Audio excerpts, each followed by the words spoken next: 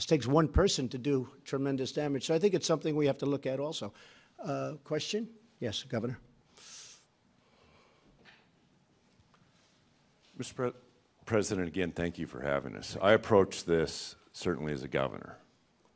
I approach it as a gun owner. That 11-year-old son got his first deer this past fall. He's a good boy. I approach it as a victim. I had a nephew shot and killed, an 11-year-old on a playground. I approach it as a parent with 3 young kids saying, just like every other parent, grandparent, we need to do everything we can to keep our kids safe.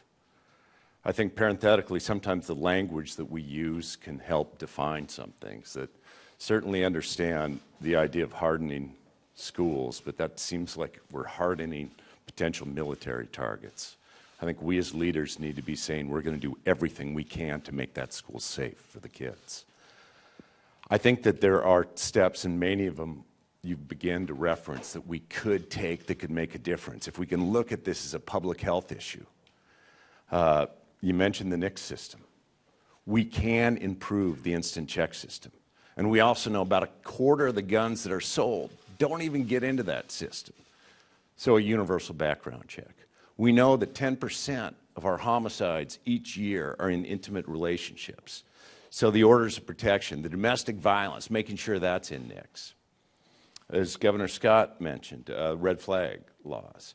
Making sure that law enforcement and families have a way, still using due process, to actually remove guns from people that might be that imminent threat. Right. I applaud you on bump stocks. That's one of those things that there is no other reason. And we could certainly look at the higher magazine capacity as well as one of those things that you probably don't need.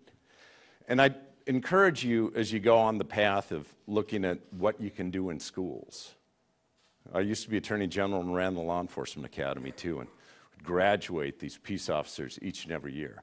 I want to make sure if somebody is armed in a school, that they have that training, that we know that he or she, it's much more, as I think you recognize, than just carrying concealed, that they have that training that I as a parent can say that this person under pressure will know what to do with a firearm before we start introducing the firearms into our schools.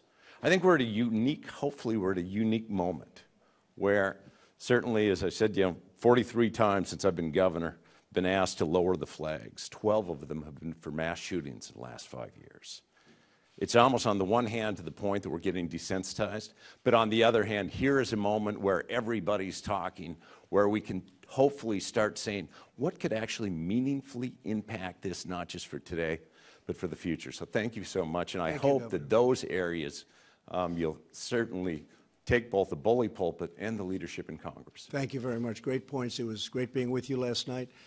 You mentioned 2 words, under pressure. And a lot of people never really know what that means because, they train a whole life. Look at Peterson. Look what he did in Broward, where he thought he was